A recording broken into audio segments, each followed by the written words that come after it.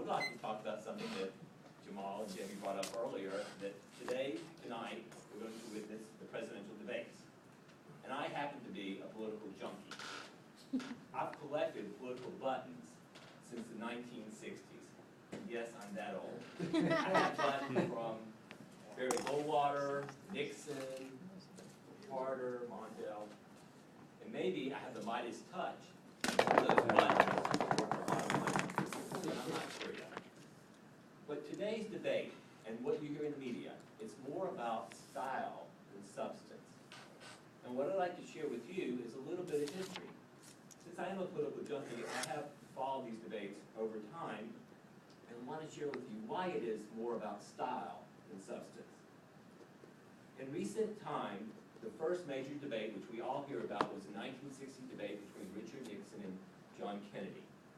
And who here can tell me why that was a style issue in that debate? What was the big faux pas that happened in that Nixon-Kennedy debate? Rodney. Nixon had a growth on a day growth, and it made him appear distrustful. That's correct. Jamie? Nixon was sweating profusely, and he had a 5 o'clock shadow. Right. And the people that listened to the debate on the radio all gave the win to Nixon. And the people that watched it on television gave it to Kennedy. So it shows you how important, you're not listening to my words necessarily up here, but you're looking at my action. How important, that's the things we learn in Toastmasters, how important the actions are. So guess what happened? We had that debate in 1960, and Nixon lost. Well, then we had the assassination, and Johnson ran in 64. Well, he saw what happened to Nixon. He said, we're not having any debates in this election, so no debates. Nixon ran in 68, no debates. Nixon ran in 72, no debates. I mean, he wasn't going to make that mistake twice. 76, Nixon's out of the picture, he's actually resigned, and it was Gerald Ford versus Jimmy Carter. And who here knows the big faux pas in that debate? Well, it was Gerald Ford. It really wasn't so much style, but it was substance, where he said that the Eastern European countries were not controlled by the Soviet Union. And that was clearly not correct. The Soviet Union had not fallen apart at that time, and for Gerald Ford to say that as if it was a fact, he lost a lot of credibility from that statement. So that was a big moment in 76. 1980, we have Jimmy Carter, Ronald Reagan. Ronald Reagan, the movie star, the actor, many people thought he could never be president. He was on the same stage with the president. And what did he say, what famous comment did he say in that debate that is still talked about today? Does anyone know that?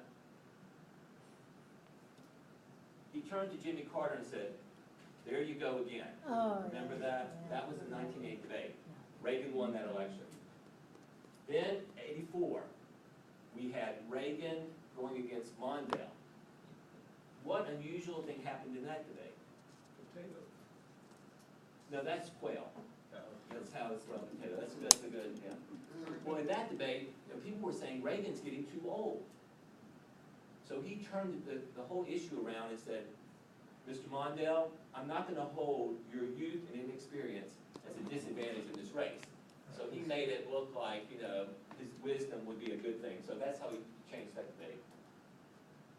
1988, we have the Vice President of the United States, George H.W. Bush, running against Michael Dukakis.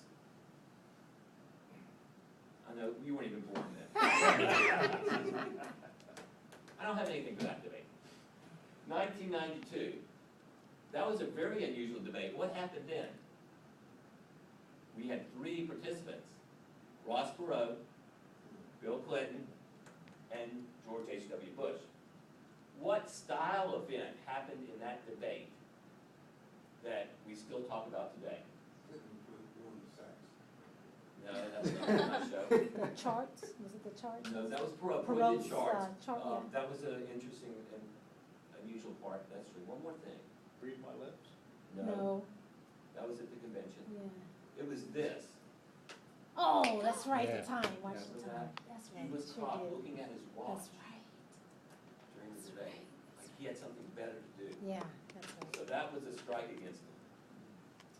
Well, Clinton won that election, and many people say if Ross Perot had not run, Ross collected 19% of the vote, that Bush would have been reelected. 1996, well, we've got Clinton, who's a great debater, going against Bob Dole. I don't have anything on that one. It was kind of Bob Dole. boring. Yeah, thank you. 2000, big debate, a big election. We got Clinton can't run again, so his vice president, Al Gore, is running against George Bush, the son. So what about that style? What happened in that debate? Sign, Stolen? Okay, that was later. was he signed? Sign. Al Gore was like, huh. And what other style event in that debate happened that was still talked about?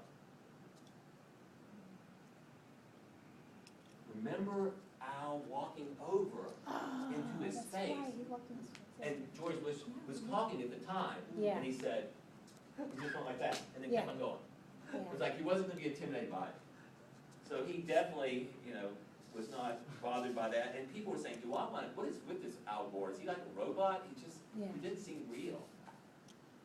So what happened in 2008, in 2004, 2008, it was, 2004 was Bush versus Kerry, and in 2008 was Obama versus McCain, and I think in those debates they learned to watch the style points, to not make those mistakes. So now we're at 2012. The debates tonight, there's 3 presidential debates, 1 vice presidential debate. Don't just listen to the debates, but also watch the style. Thank you, fellow presidents.